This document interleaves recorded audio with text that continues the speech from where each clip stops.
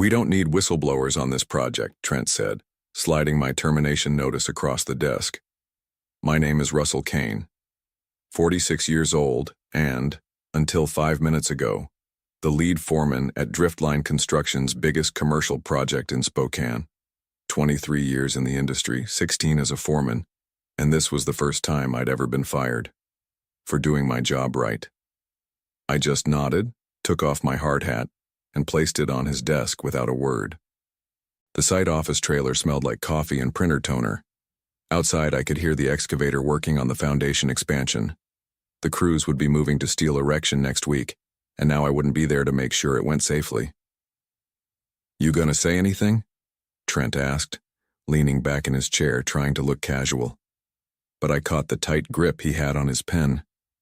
Nervous.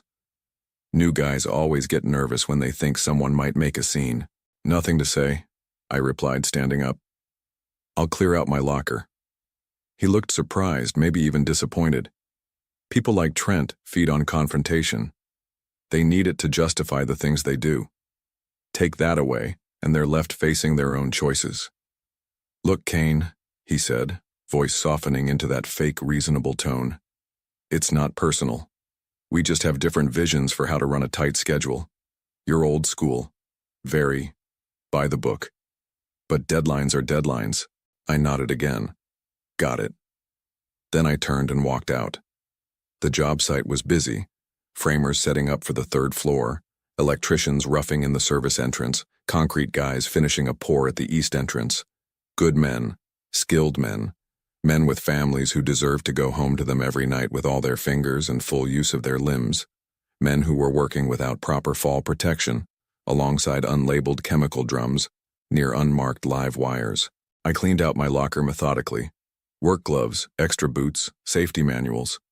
The pictures of my son's graduation and my daughter's wedding that I'd taped inside the door. 23 years of showing up, doing things right, making sure everyone made it home. And Trent had been on site less than 2 months. As I walked to my truck, Keith from the electrical crew jogged over. "That true? He let you go?" "Yeah. Because of the safety reports?" I just shrugged, threw my bag in the cab. "That's messed up, Russ," Keith said quietly. "What are you gonna do?" I looked back at the site, at the men working in conditions I knew weren't right, at the corners being cut that would eventually cut someone. Looked at Trent, watching me from the trailer steps. "What I should have done 3 weeks ago," I said. "I started in construction right out of high school, carrying lumber and sweeping floors. Learned framing, then electrical, then project management. Worked my way up honestly. My father was a steel worker who fell 3 stories when I was 12, broke his back. Spent the rest of his life in constant pain because some site manager decided guardrails were slowing things down too much. So when I became foreman, I had one rule above all others. Everyone goes home whole. Driftline hired me 5 years ago to straighten out their safety record after a series of minor accidents threatened their insurance rating. I delivered. Clean sites, proper procedures, training programs that actually stuck. The company's recordable incident rate dropped to nearly 0. Productivity went up, not down. Turns out, people work better when they're not worried about dying. Then the Lewis Creek project came in. $15 million, tight schedule, high profile. And suddenly the company brought in Trent Holloway from their Seattle office to expedite things. First week, he seemed okay. Energetic, ambitious.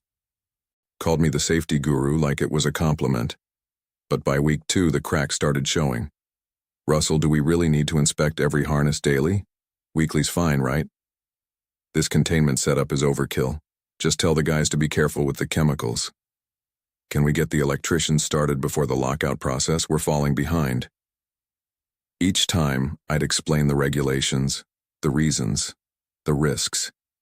Each time, his smile would get tighter, his eyes a little colder. Then I walked into a morning briefing and heard him tell my crew to get it done however you need to, just meet the milestone. I stayed afterward, closed the trailer door. "You can't tell them to ignore procedures," I said evenly. "I didn't," he shot back. "I'm just not micromanaging grown men who know what they're doing. Those procedures keep them alive." He laughed. actually laughed. Come on, Russell. You've been in this business long enough to know how it works. We say all the right things for the client tours and corporate visits, but day to day we do what it takes to hit the schedule. Not on my site. That's the problem. His voice hardened. You think it's your site? After that, I started keeping records. Took photos with my phone. Missing guardrails, improper scaffolding, blocked emergency exits. Made notes of every conversation where he pushed back on safety measures. Documented which regs were being violated. Saved copies of my emailed concerns that went unanswered. My wife Elaine noticed something was wrong. You're quiet lately, she said one night. Just work stuff. Bad? I nodded. Getting there. The breaking point came on a Tuesday morning. I arrived early to check the new scaffolding setup on the west wall. Found 3 of our younger guys working 20 feet up with no fall protection. No harnesses, no guardrails, no safety net. Nothing. I shut it down immediately, sent them to get proper equipment. Trent arrived while I was installing temporary railings myself. What the hell, Kane? Why aren't they working? No fall protection, I said, tightening a bolt. They're getting set up properly now. We're already behind on this section, he said, his voice rising. The client's coming tomorrow. Then we better make sure nobody falls and dies before their visit. He stepped closer, lowered his voice. Look, I get that you've been here a long time. You're comfortable. But the industry is changing. We can't compete if we gold-plate every safety reg. I stopped working and turned to face him. Gold plating? We're talking about basic fall protection, required by law. Required when OSHA's around. He smirked. Come on, Russell. Be reasonable. Something in me went very still. I'd been trying to work with this man, to educate him, to find middle ground. And suddenly I saw the truth. He knew better. He just didn't care. Those are my guys up there, I said quietly. Caleb's got a baby due next month. Luis is putting his kid through college. They trust me to make sure they go home to their families. They're grown men. Their safety is their responsibility. I stared at him, really seeing him for the first time. That's not how this works. That's not how any of this works. Look, he sighed. Just sign off on the inspection so we can keep moving. I'll take responsibility if anything happens. No, you won't, I said flatly. You'll blame them, or me, whoever's convenient. His face changed then, hardened into something ugly. Are you refusing a direct instruction?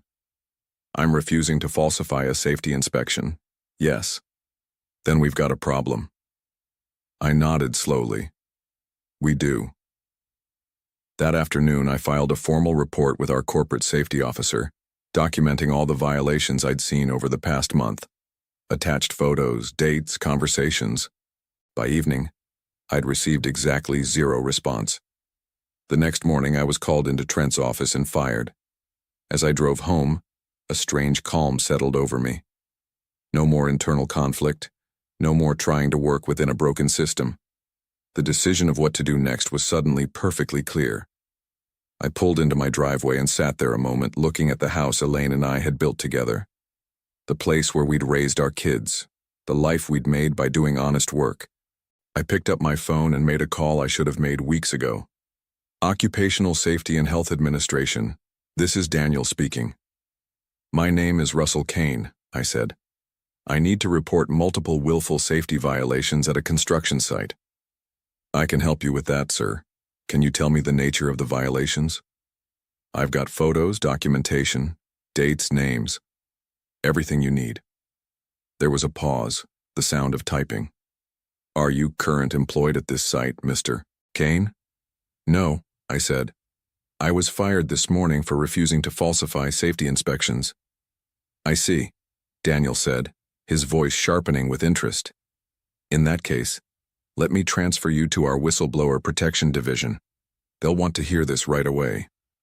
The OSHA investigator, a woman named Paula Henderson, met me at a coffee shop downtown the next morning. She was all business. Crisp pantsuit, recorder on the table between us, notepad already filled with half a page of notes before I'd even sat down. Walk me through the timeline, she said after introductions. I laid it all out. The gradual erosion of safety protocols after Trent arrived. The specific violations I documented. The reports I'd filed internally that went nowhere. The confrontation that led to my termination. "And you have evidence of all this?" she asked. I handed her a flash drive. Every photo dated and tagged with location, daily logs, email exchanges, voice memos from conversations. It's all there. She tucked it into her bag. "This is thorough, Mr. Kane." "I've been in construction my whole life," I said. "I know what happens when safety gets sacrificed for speed." She nodded, made another note. "We'll review everything and determine next steps. The whistleblower protections mean your former employer can't retaliate." She stopped when she saw my expression. "But they already did." "They fired me before I filed the report," I said. "Different situation." "Not necessarily. The law protects internal safety complaints too. We should discuss a wrongful termination claim." She passed me her card. "In the meantime, we'll be conducting a surprise inspection within the next few days. We may need you to verify certain details." I thanked her and headed home, feeling better than I had in weeks. The system was working like it should. Things would get fixed. Then my phone rang. It was Keith from the electrical crew. "Russ, you need to know something. Trent called an all hands this morning. Told everyone you were fired for falsifying timesheets, padding hours. Said there's an audit coming." My stomach dropped. "That's a lie. Everyone who knows you figured as much. But he's setting you up, man. Said anyone caught talking to you about company business would be considered part of the fraud.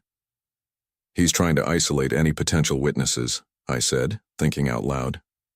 "Gets worse. He brought in some corporate guy who gave this whole speech about disgruntled employees and protecting the company's reputation.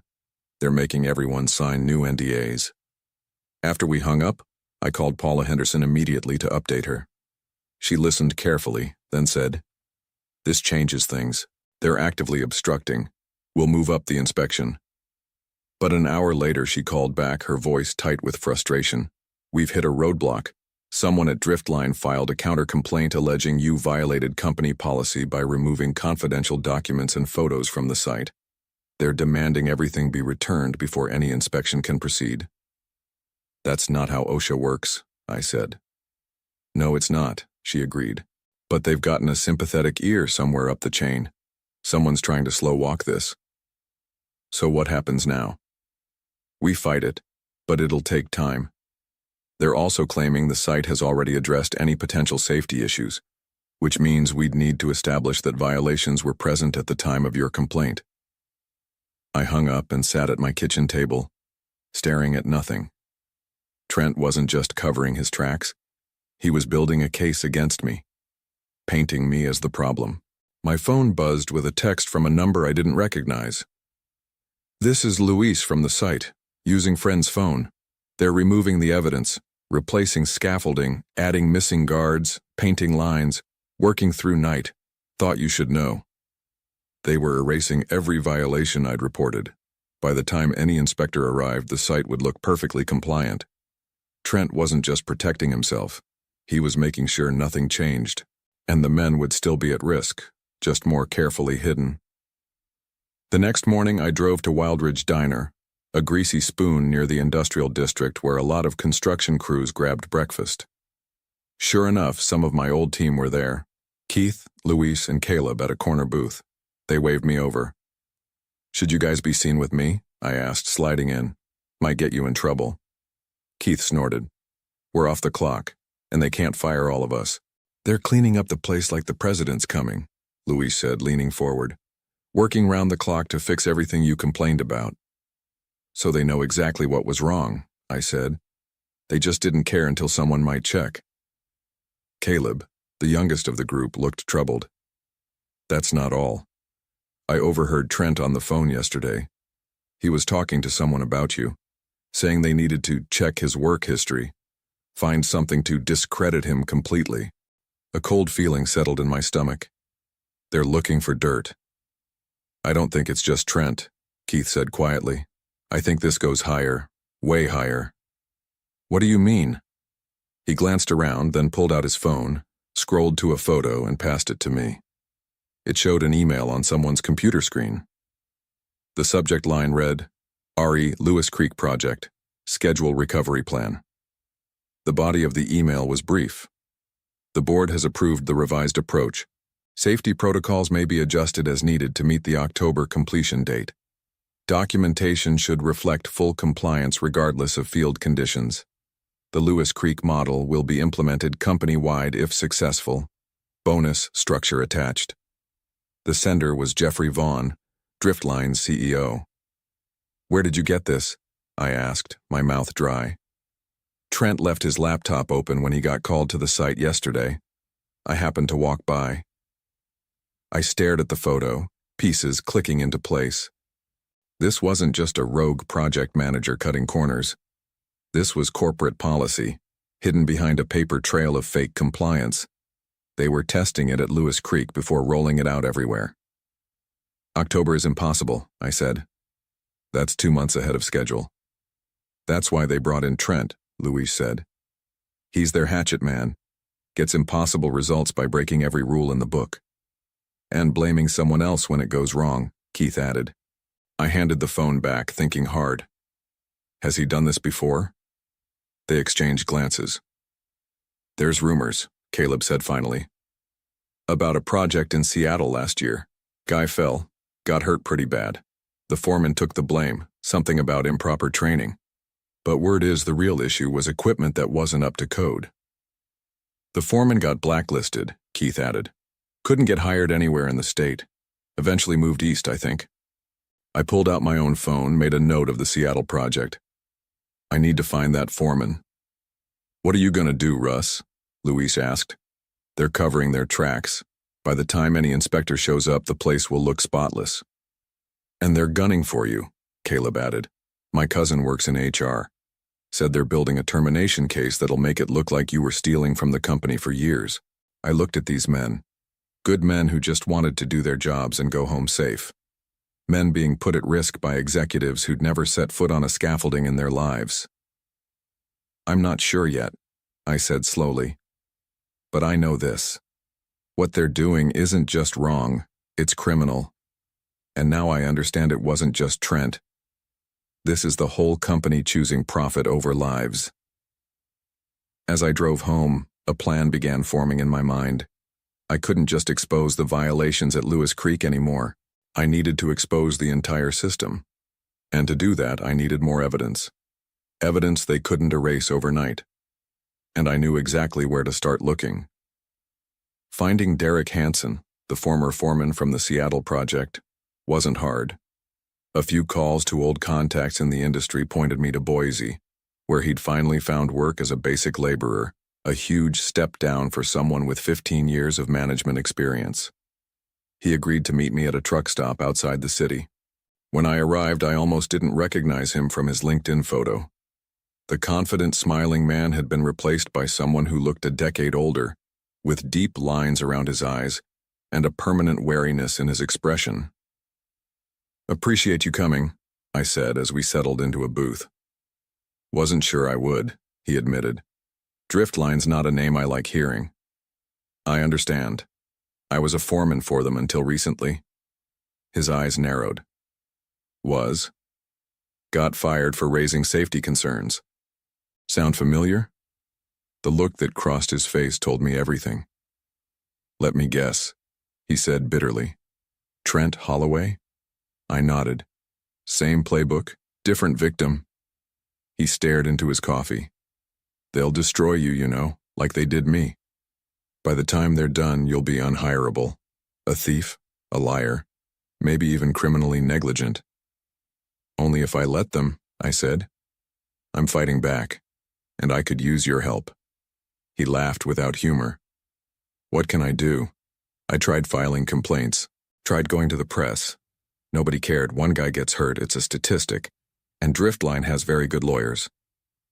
But it wasn't just one guy, was it? I pushed gently. It wasn't just your project. He was quiet for a long moment. No, he finally said. It wasn't.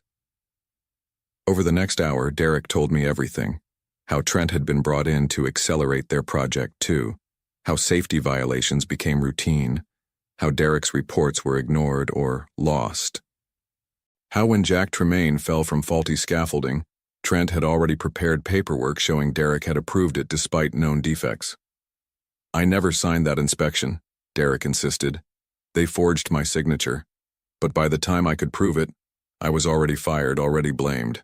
Jack's family sued me personally, not the company. Did you keep records? I asked. Photos, emails, anything? Some. He hesitated. After everything fell apart, I was so focused on surviving that I just walked away. But I kept a backup of everything. Never did anything with it. Would you be willing to share it with me? Combine it with what I've got? He studied me. To what end? OSHA's a joke. They're underfunded and outgunned. The press doesn't care until someone dies, and Driftline has friends in high places. I'm not going to any of those places, I said. I'm thinking bigger. If this is happening at multiple sites with the same playbook, the same people involved. Understanding dawned in his eyes. You're talking about a pattern, a corporate conspiracy. I nodded. Federal workplace safety violations are criminal offenses if they're willful and repeated. With enough evidence, this goes beyond fines. People go to jail. The FBI? Department of Labor has its own investigation division, and they work with the Justice Department on criminal cases. For the first time, I saw a spark of hope in his face. You really think you can make it stick? Not alone, I said. I need your evidence, and I need you to go on record. He was quiet for a long moment. They took everything from me, he finally said. My career, my reputation, my retirement. Jack nearly lost his life. His jaw tightened. What do you need me to do? For the next week, I worked around the clock. I combined my documentation with Derek's, creating a comprehensive case file showing the pattern across multiple projects. I reached out to other former Driftline employees through industry forums and social media groups. Found 3 more foremen with similar stories from other states. Meanwhile, I kept getting updates from my old crew about the Lewis Creek site. The hasty safety improvements were for show only. As soon as Trent thought the heat was off, corners started getting cut again. Men were still at risk. On Friday morning, 10 days after I was fired, I walked into the Department of Labor office in Spokane with a thumb drive, a stack of printed documentation, and Derek Hansen at my side. By afternoon, the wheels were in motion. Monday morning, 7:15 a.m. I parked across from the Lewis Creek site and waited. The timing had to be perfect. At 7:30, crews were gathered for the daily briefing. Trent stood on a makeshift platform, clipboard in hand, looking confident, probably telling them to push harder, move faster. At 7:42, exactly as planned, 3 black SUVs pulled up to the site entrance. 8 people in windbreakers emblazoned with DOL OIG on the back, Department of Labor, Office of Inspector General. The federal investigators who handle criminal workplace safety violations. 2 local police cruisers arrived seconds later. I watched through binoculars as they approached the security gate, showed credentials, and moved in. One team headed straight for the site office, another spread out across the site, cameras and tablets in hand. Trent saw them coming and froze mid-sentence. Even from a distance, I could see the blood drain from his face. He recovered quickly, plastered on a smile, and stepped forward to intercept them. The lead investigator, a woman I'd spoken with several times over the past week, didn't even slow down. She handed him a document, the federal inspection warrant, and walked right past him toward the office. 2 investigators peeled off and approached the workers, who had stopped to watch the commotion. They started taking statements right there on the spot, documenting everything before anyone could be coached or threatened. Through my binoculars, I saw Keith point to the northwest scaffolding, where I knew the guardrails were still missing despite being marked as complete in the safety logs. Another investigator was taking photos of the electrical panel I'd documented as improperly grounded. The site was shut down within 30 minutes. At 9:17, Trent was escorted to one of the SUVs, his face ashen. Not under arrest, not yet, but taken for formal questioning. 2 hours later, investigators led Jeffrey Vaughn himself through the site, pointing out each violation, each falsified record, each piece of evidence that matched exactly what I'd provided. I didn't need to stick around for what came next.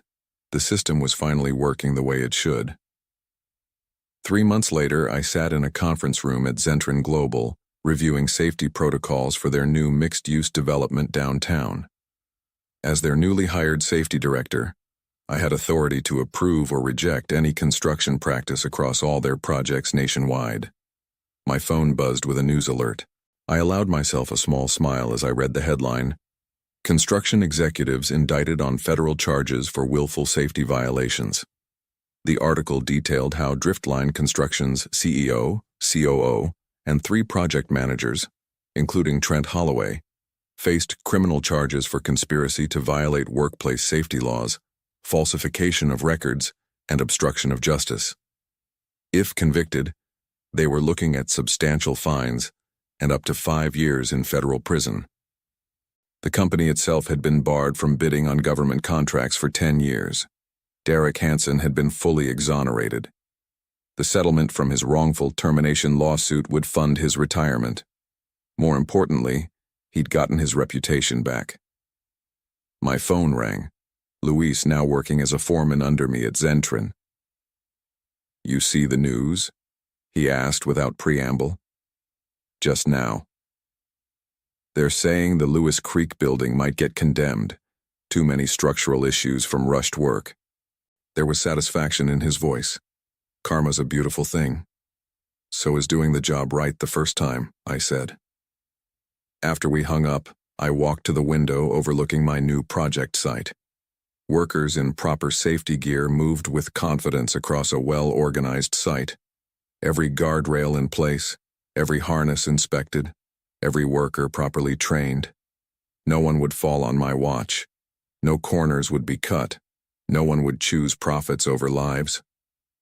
I didn't need to see Trent in handcuffs to know I'd won. The proof was right in front of me. Men doing honest work, knowing they'd go home safe tonight. That was all the victory I needed.